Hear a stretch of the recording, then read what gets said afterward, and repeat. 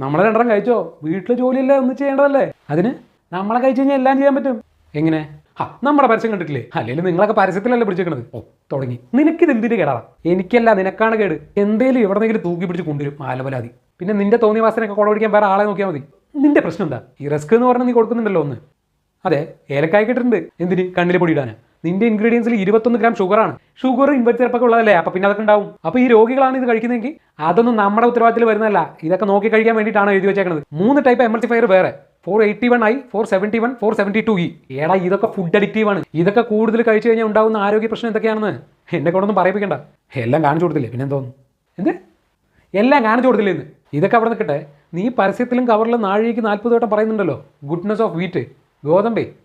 അതെ, അത് നിന്റെ ഇൻഗ്രീഡിയൻസിലേ ഇല്ല. അത് പിന്നെ വിട്ടുപോയതാണോ? നീ എന്നോടാണോ ചോദിക്കുന്നത്?